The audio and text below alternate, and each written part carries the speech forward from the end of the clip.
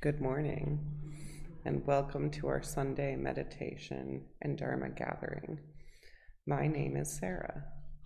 In celebration of birthdays, and the joy it brings to our community, let us practice with our true nature in today's meditation. Today, our good temple friend and awesome live stream engineer, Nick Wall, will share his Dharma Talk, Dying with Grace. Now, let us begin our practice together by reading the essential dharmas of daily practice on page 11.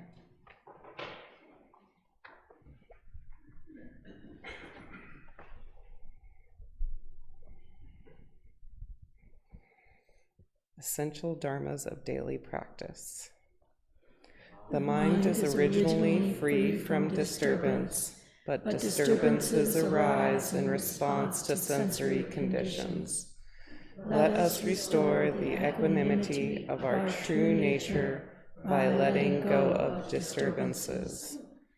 The mind is originally free from delusion, but delusions arise in response to sensory conditions. Let us restore the precept of our true nature by letting go of delusions.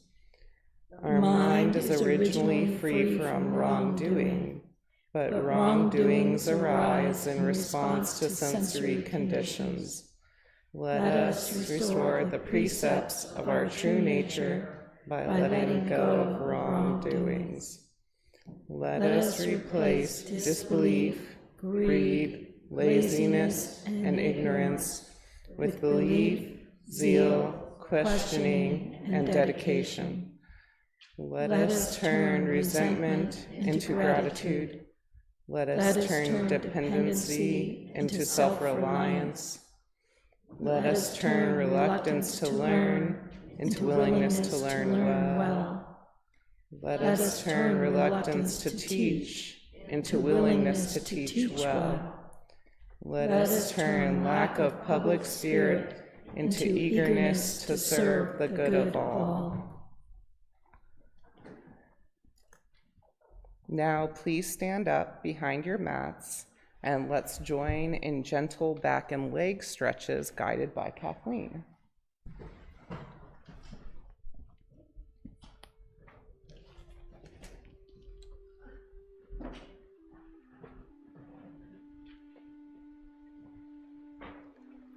Good morning. Good morning, friends at home. Let's begin by being trees swaying in the wind.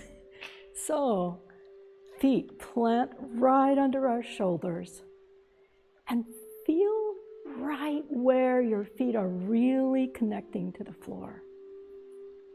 Imagine roots shooting down, really solidly grounding you. From that place, sway, just like our tall pine trees sway in the breeze.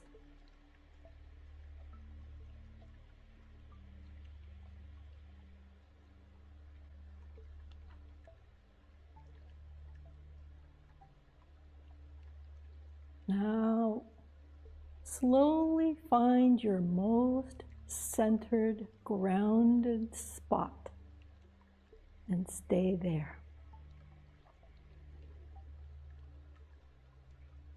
Relax your hands and arms by your side.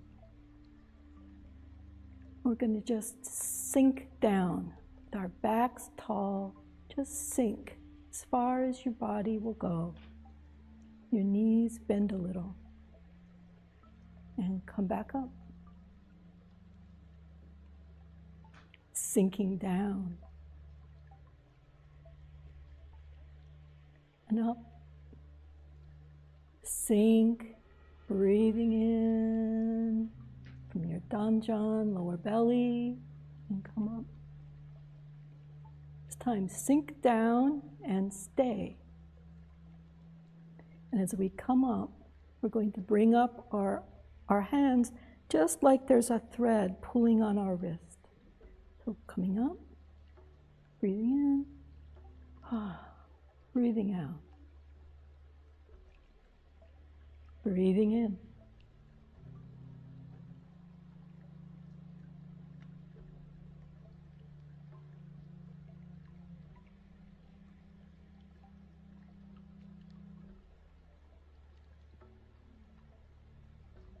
This time, as we come up, let's go further, opening our hearts. And breathing out, sinking down.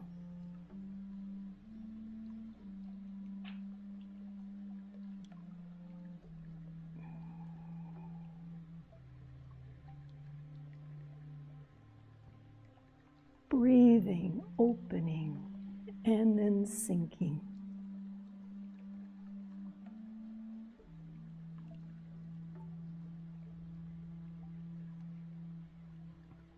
This time, as we open our hearts, let's fully open, arching, looking towards the Sagat,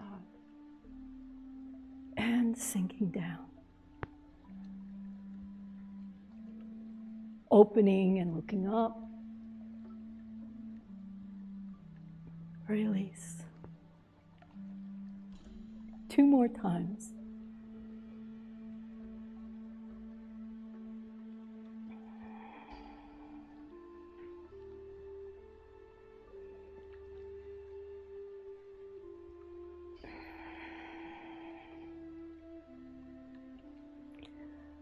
Keeping our feet and hips grounded just from our waist up, let's twist.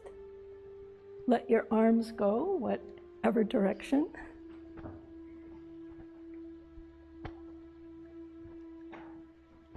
You can increase your twist if you like. If you want to go further, your arms can come up.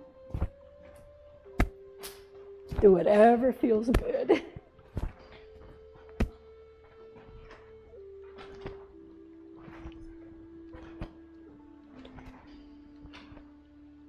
And slowly come down. Very good. Now, let's move our feet a little farther apart. Find your grounded spot. You can put one hand on a hip, the other hand is going to reach up. Now imagine you're holding a little votive candle right here. You don't want to drop it, and you don't want to drip wax.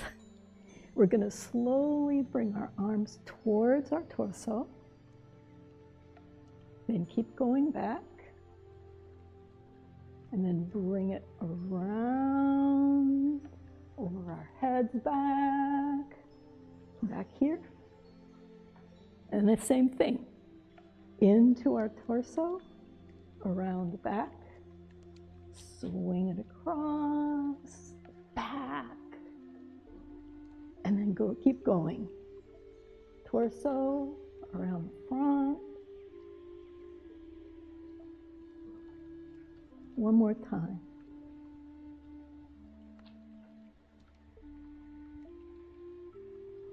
Beautiful.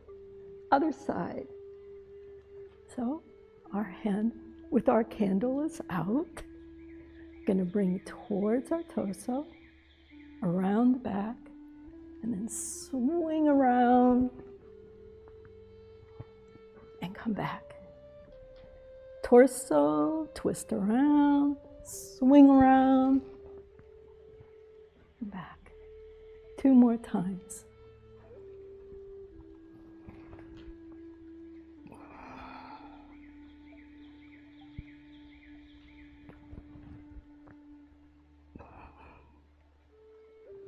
Lovely.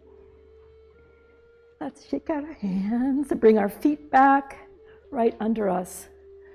Let's give our joints some TLC. Begin, shift your weight to one side, and then with your other foot, turn it so that your toes are curled under. You're pressing down on the top of your foot. Nice stretch there. And then twist from side to side.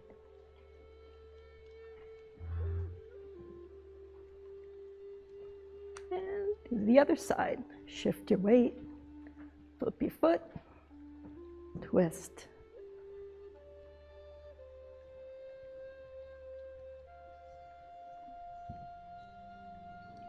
Now staying on that side, keep your weight on your leg that's feeling grounded.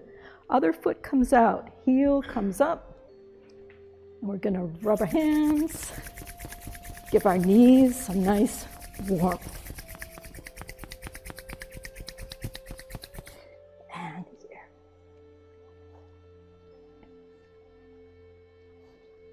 Rub all around. One more time, rub, warmth.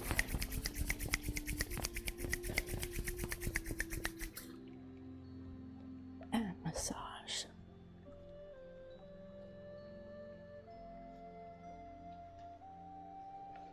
Okay. Other side. Ankle to the ground, toes point up.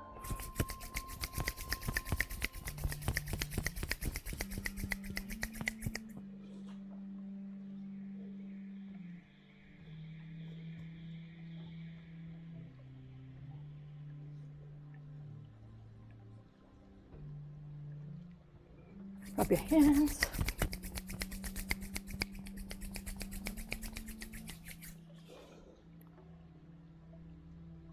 Massage.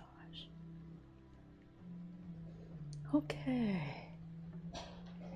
Let's do circles with our knees since they're nice and warm. In and out.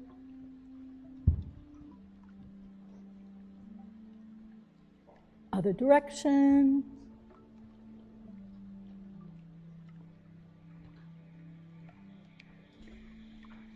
Coming up, hands on our hips.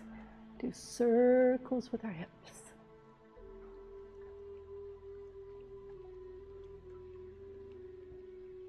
Other direction.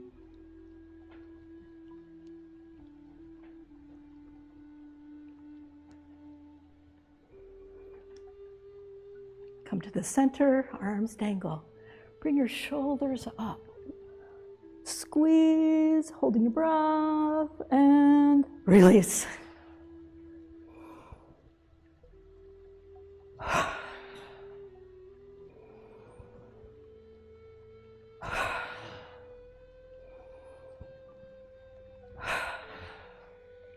Now lace your fingers behind you like this. Kind of pull down and back. Let your neck drop. And just slowly go from side to side.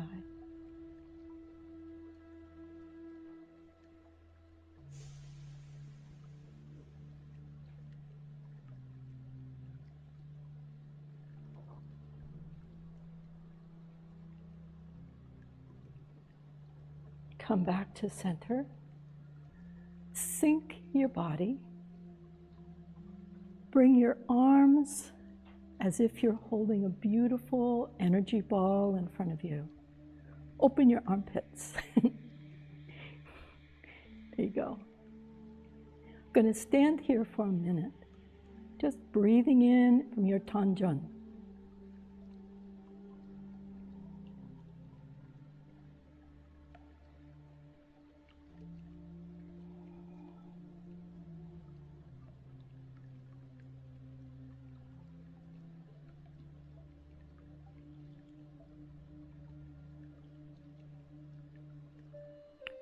Slowly bend forward, holding that energy ball. Bring it with you as you reach forward. And then turn to one side. Bring your energy ball up. Breathing in, release, coming down. Opposite direction, coming up. Release. One more time on each side.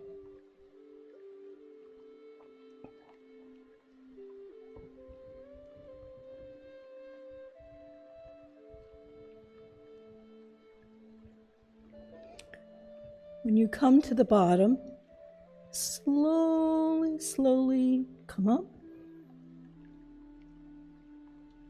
Bring your feet together and your arms down. Breathing in, arms come up.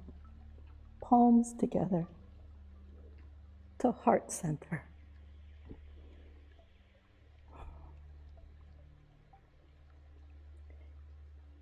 Next, we are going to do 4 bows to Dharmakaya Buddha Fourfold Grace. Could everybody scooch up just a little bit to make more room for folks in the back?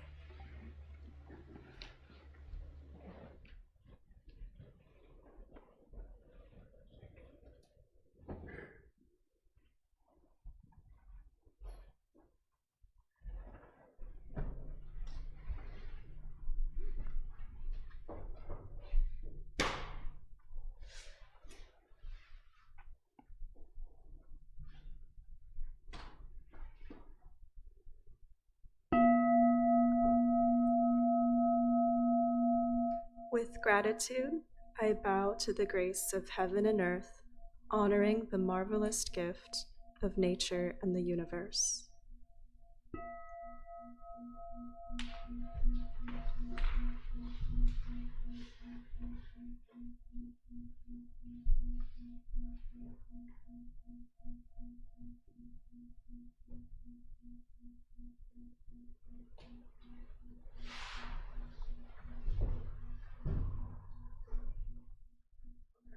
With gratitude, I bow to the grace of parents and everyone who has given me life and nurtured me.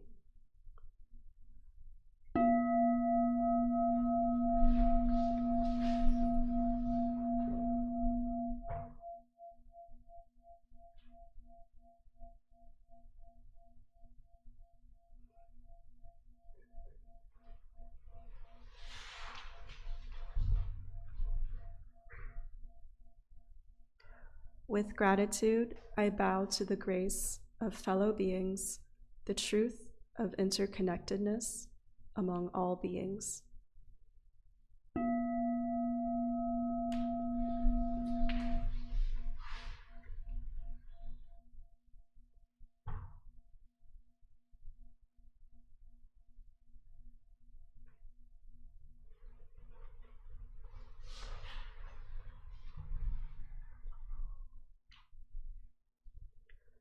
With gratitude, I bow to the grace of laws, which guides us, protects us, and promotes justice.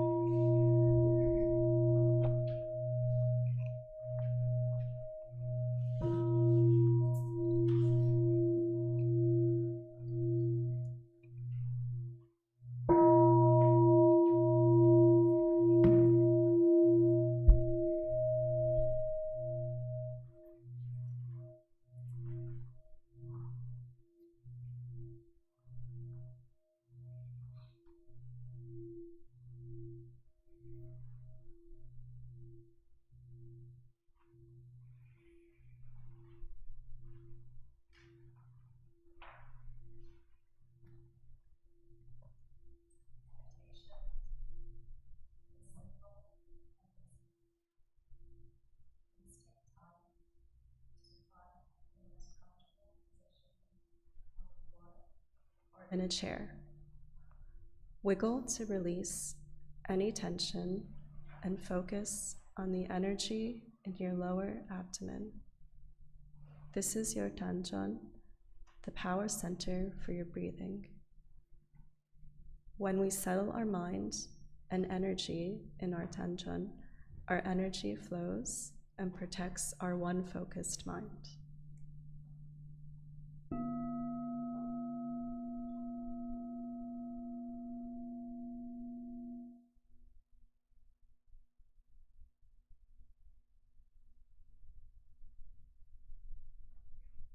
Now, bring your awareness to your tongue.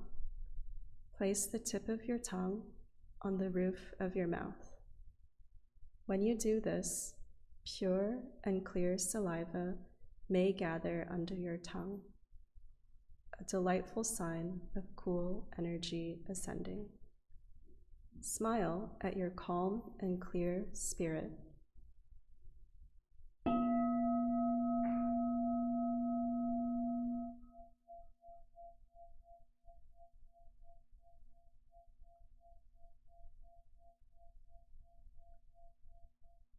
If, over time, your legs ache unbearably, you may change your position very slowly and quietly. In this way, you will maintain a calm stillness and honor the silent practice of those around you. When thoughts arise, do not play with them. Simply allow them to disappear. Continue to bring your awareness back to your Danjon abiding breath.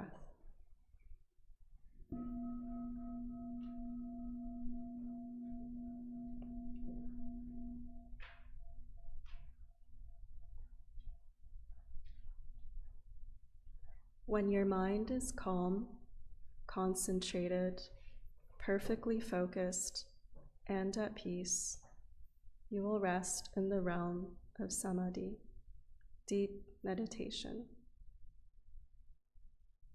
We are grateful to sit here quietly together, finding the still point within.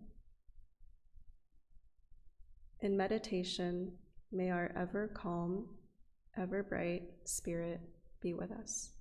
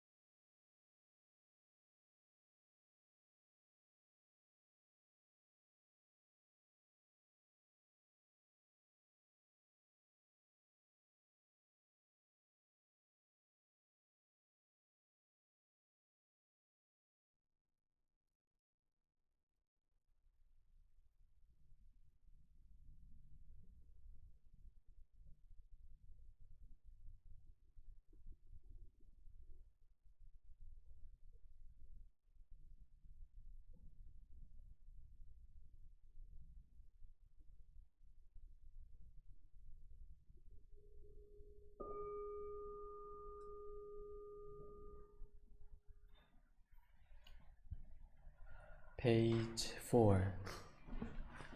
영주. I'm gonna sing first and then chant in Korean. 천지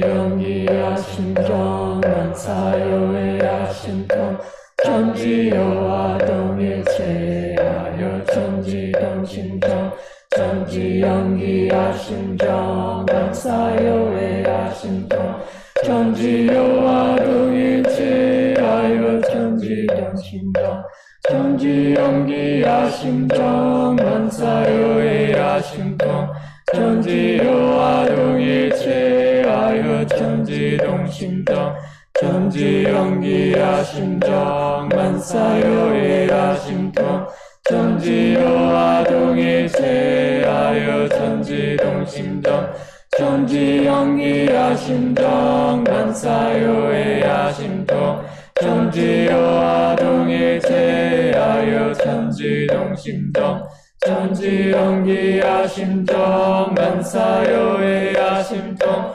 천지여와 동일체 하여 천지 동심정 천지연기야 심정 만사요야 심통 천지여와 동일체 하여 천지 동심정.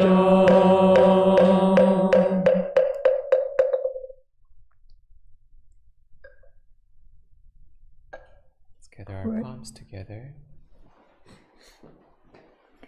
Prayer for world peace. Grace Of heaven and earth, grace of parents, grace of fellow beings, grace of laws. O Dharmakaya Buddha, fourfold grace, may we take refuge in Dharma and be filled with compassion and wisdom. May we transform delusion into wisdom, greed into generosity, resentment into gratitude, discord into harmony, and hatred into compassion. May all nations grow and benefit mutually. May the strong help the weak, and may the weak learn and evolve according to Dharma. May all those who have died from world conflicts and disasters be delivered through all obstacles and be at rest.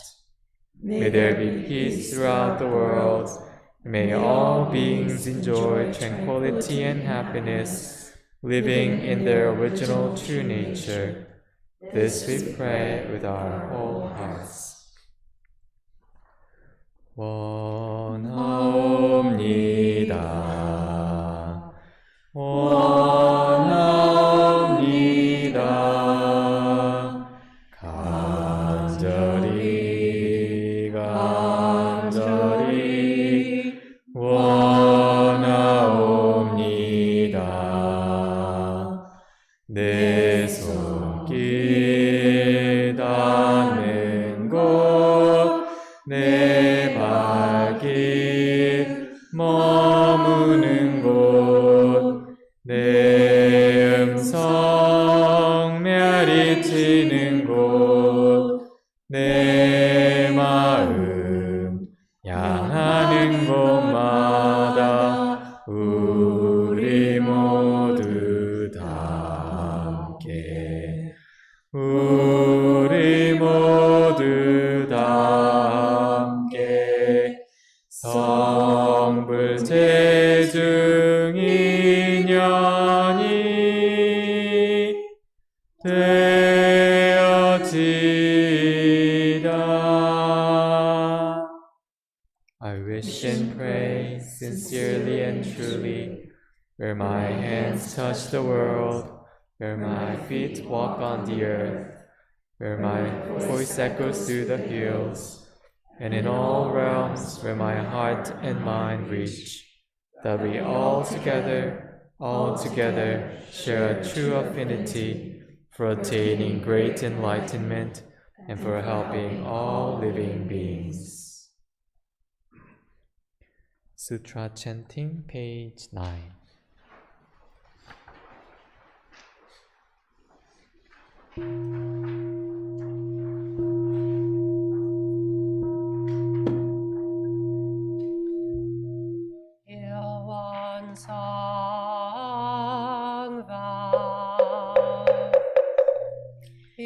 One is the realm of samadhi, beyond words and speech, the gateway of birth and death, transcending being and non-being, the origin of heaven and earth, parents, fellow beings, and lost the true nature of all Buddhas, enlightened masters, unenlightened people, and sentient beings, till one manifests as both permanence and impermanence, viewed as permanence, till one unfolds into an infinite world that is ever abiding, spontaneous, just as it is, viewed as impermanence, till one unfolds into infinite worlds through the cycle of formation, duration, decay, and extinction of the universe, and the birth, aging, illness, and death of all beings, according to how we use our minds and bodies. And the 4 forms of birth we transform through the 6 rounds of existence, progressing or regressing, with grace arising from on, or come from grace. Therefore we unawakened beings vow to practice wholehearted,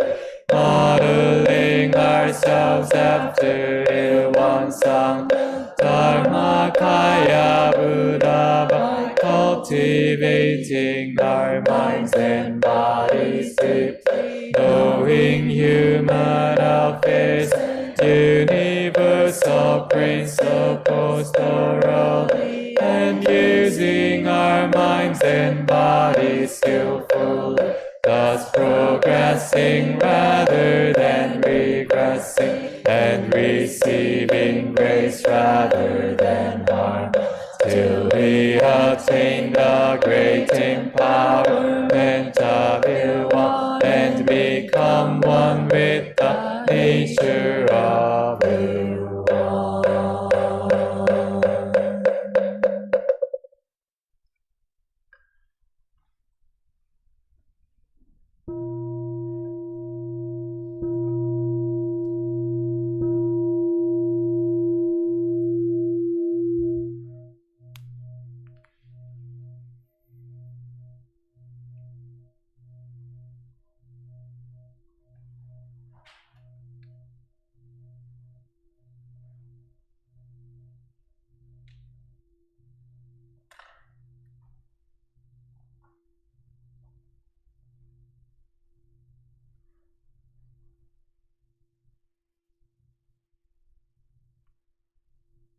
Now let's take a few moments and do a minute or two of stretching. You can stay on your mat if you like, or stand up. And this is basically practitioner's choice, so whatever you may be doing, stretching out your legs, maybe touching, reaching your toes, pointed toes.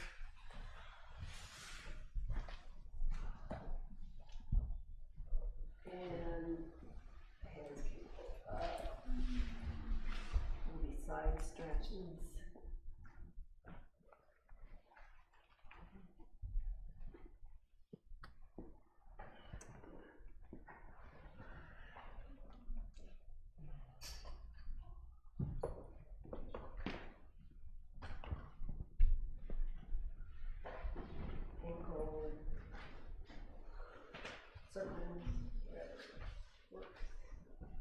pose.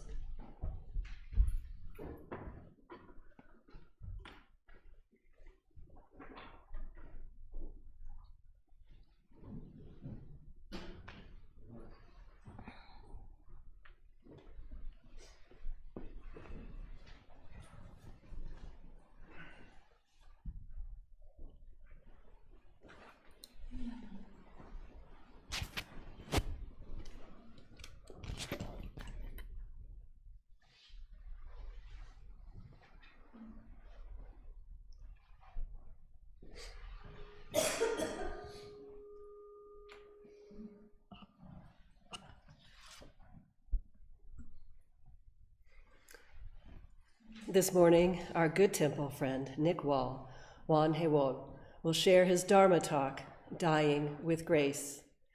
Let's now practice deep listening as we warmly welcome Nick.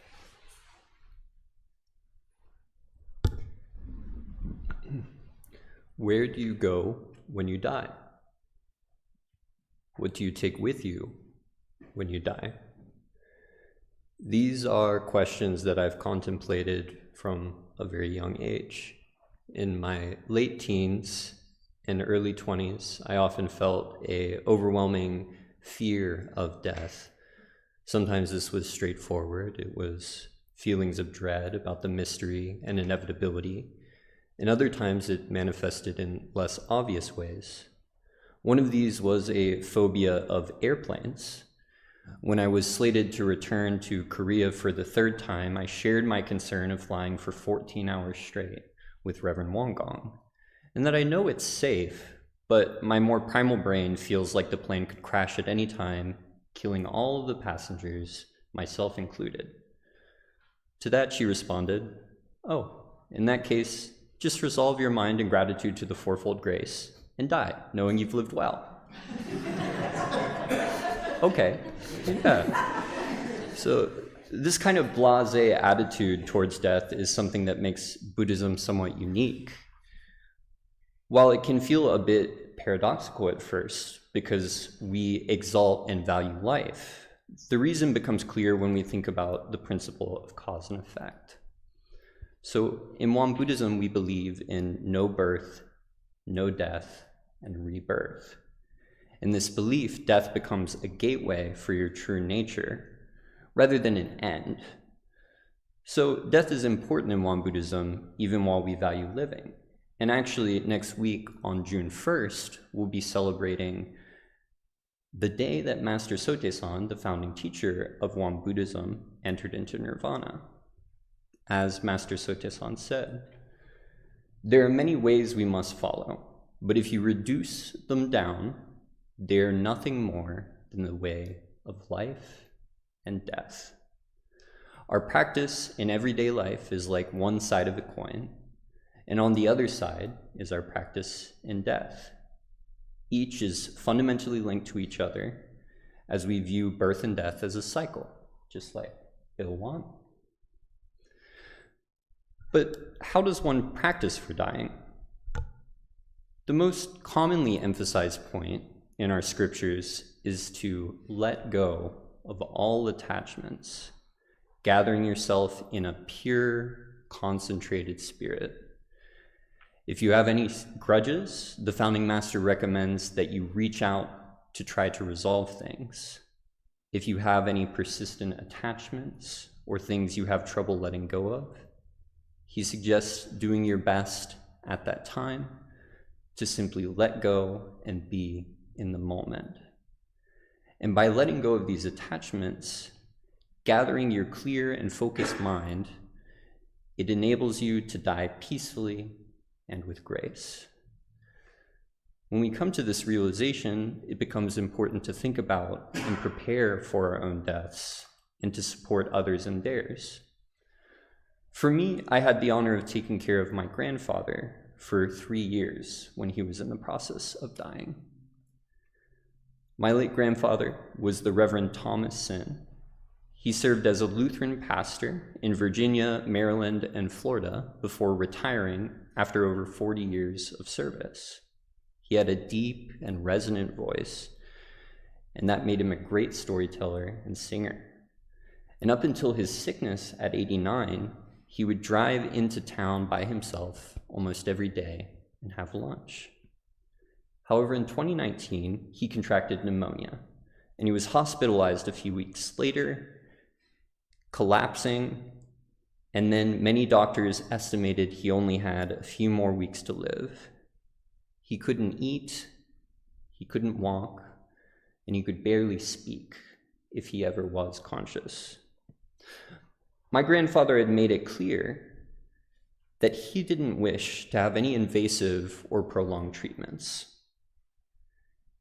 He wanted to die a peaceful death, so we started to make preparations. But while we expected the death to come in a matter of weeks, the human body is quite resilient, and he actually ended up making a partial recovery. He was no longer unconscious most of the time, but he had very little energy and began to develop dementia as well. This was very difficult for him as someone who had been so independent for most of his life. My grandfather held a lot of value in what he could do for other people. So when he was confronted with needing full-time help, he really struggled.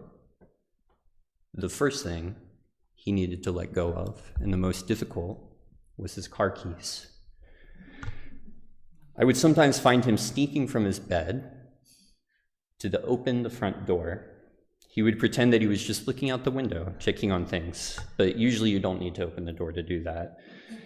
And it was painful for him to recognize that it was no longer safe for him to drive. He would sometimes become so tired just from going to the front door that he needed help getting back to the bed. Many wish to avoid the illness that comes before death, and my grandfather was definitely one of them. Initially, he was sincerely afraid of becoming a burden. It actually took him around 2 months before he accepted any help with shaving, but eventually the beard became too annoying for him, and he asked for help. Now, this prolonged process of dying was actually beautiful in a way because it allowed him to slowly confront and let go of each of these attachments over a long period of time as he grew closer and closer to death. It wasn't always easy for him, especially at the beginning, but at a certain point he became calm and peaceful. In the last year, we began hospice, and he had grown so weak that he could no longer move from bed. We took special care to keep his room very clean and quiet to help him focus. And he had very little energy. Most of the time, he would sleep or rest somewhere in between consciousness and unconsciousness. He always appreciated having someone nearby, though. Even just getting up to get water, I would sometimes hear him calling out, "Hello, is anybody there?" And I would come back as quickly as I could, say hello calmly, and hold his hand while I helped him to drink. The most common activity we did together, though, was just sit in silence.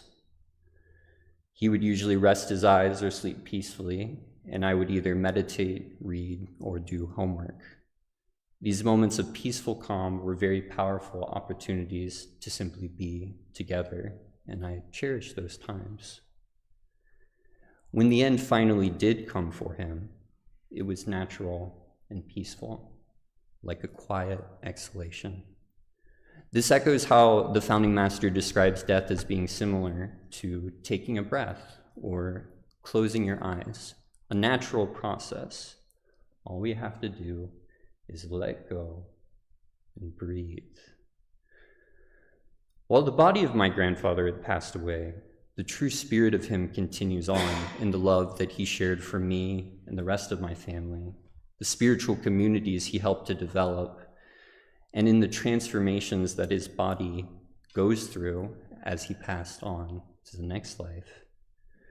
As the founding master says, nothing is completely annihilated, but merely goes through a change in form. Even after death, the parts that make up our body spread throughout the world and take on new forms. And his influence is right here now in me giving this talk, and thus it's with all of you as well. And in a similar vein, we're all interconnected and linked. Now, the founding master recommends that we start packing our bags for the next life around 40. And by that, he means we should be mindful of our own mortality, make sure that we prepare well, communicate end-of-life care decisions and desires to our family and to our medical team, so that when the end does come, we can approach it peacefully without having to worry about settling issues. It also means being aware of and working on letting go of our attachments when you can, starting early to get a head start. For me, watching my grandfather struggling with accepting help after becoming ill was a great lesson in not becoming too attached to my own health. I often try to keep in mind now what I take for granted and how I would feel if I were to lose that. These legs that carry me, how would I feel without them? Could I let them go? These eyes which bring me joy, can I let those go? The independence that I value so much, could I let that go if I needed to? In this way, I try to cultivate a sense of awareness of my own attachments so that I can work on letting them go early, even if I'm not 40 yet. Death is something to be aware of at all stages, as it provides the context for how we live our lives. As we understand our own mortality and impermanence, selfishness also naturally becomes less relevant. The benefit that's created by material wealth only lasts as long as our singular life, but the benefit we create by building communities, spreading love, and teaching continues endlessly over many lifetimes. While dying itself is not always pleasant or beautiful, it can force us to directly confront losing things that we value the most. In it lies a wonderful opportunity to let go of our own attachments as we face one of the few universal human experiences, and a wonderful opportunity to die with grace.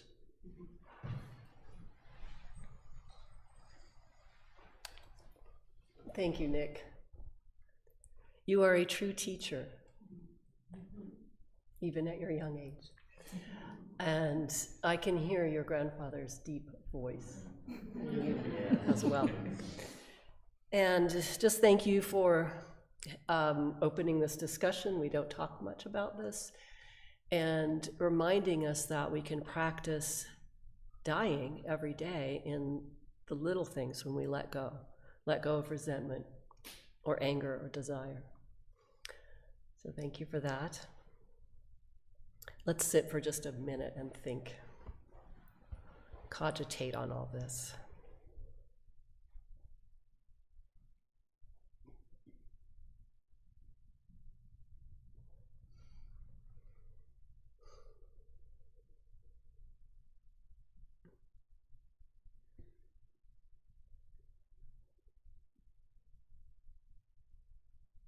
Friends at home, you can now talk in the live chat or sit and reflect on Nick's words. And here in the Dharma Hall, pair up with people next to you and share your thoughts.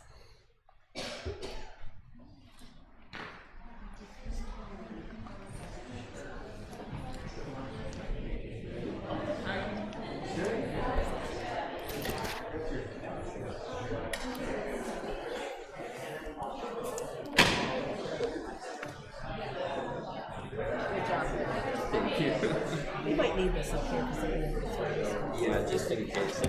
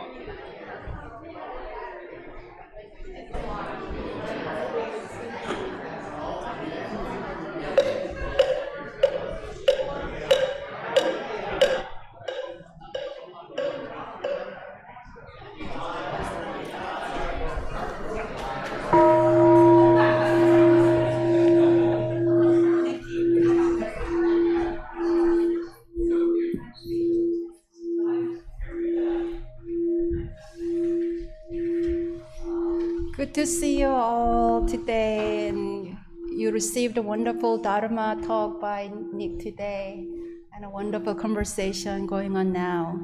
Today we had the children meditation, and we are reminded about the benefits of meditation. So this is a children version of a benefit, the good things that come from meditation. One, would you read? You become less distracted.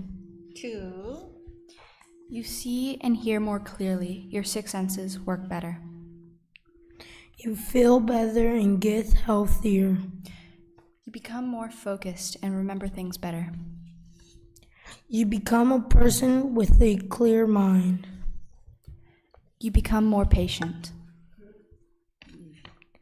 You do not get upset about things you lose or cannot have. You become less selfish.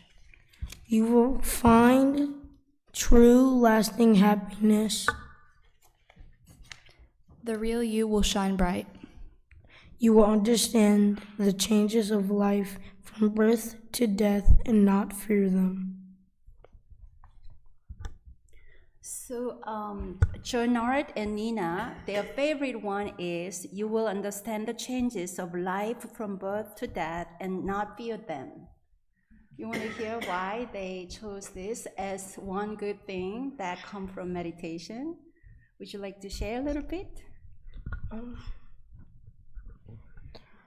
was at school one day and me and my friends were talking about the changes of life, and for a second, I don't know how, but I have no reason, but I got scared because I was like, what would happen? But after meditating, I feel like, well, even if you live and then you die and you never know why, you don't have to be scared. Thank you. Thank you, Jonard, for your sharing. Nina, what's your thoughts? For this, it means to me that no matter what in life, there will be changes. So it is your choice to like embrace those changes and grow with them, because they're going to happen whether or not you like it. So might as well embrace them. Thank you. Thank you. Yeah, our children, their meditation was so very calm and focused today, and then they have this amazing wisdom. Please give them big applause for all the children who meditate today. Thank you.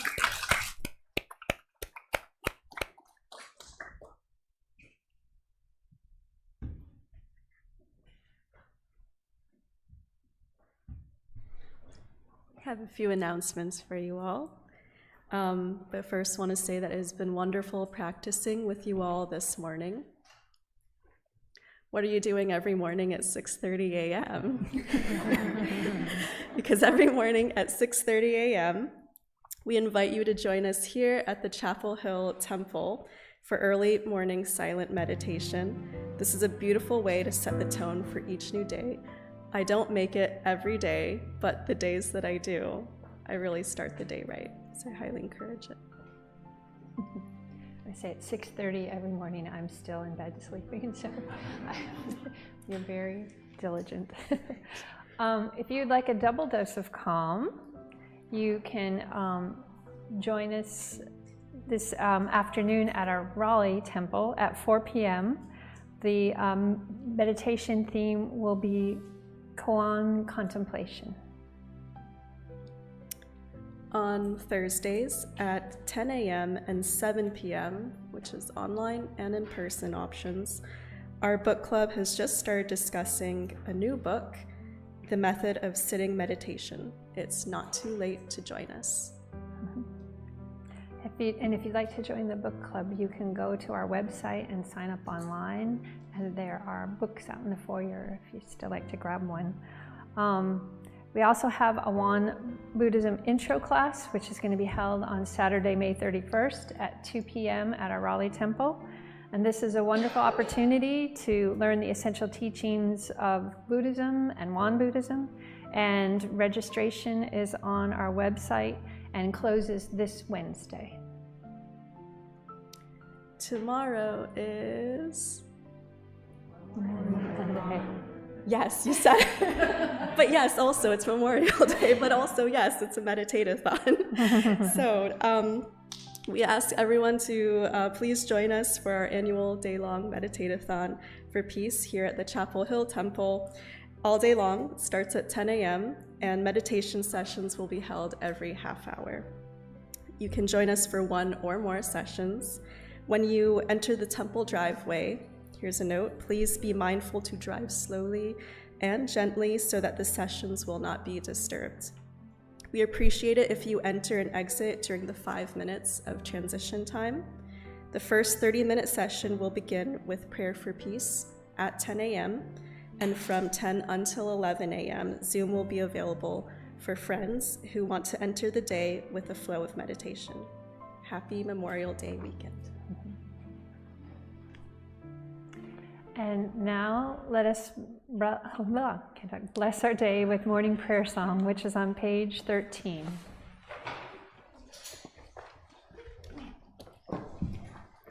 Dharmakaya Buddha, fourfold grace, I begin a new day in your presence. Today full of health and with peace of mind, may I walk along the path of the Buddha. Dharmakaya Buddha, fourfold grace, I begin a new day with your grace. Today gratefully and with gentle words, may I live in harmony with all those I meet. Dharmakaya Buddha, fourfold grace, I begin a new day with compassion. Today making the world a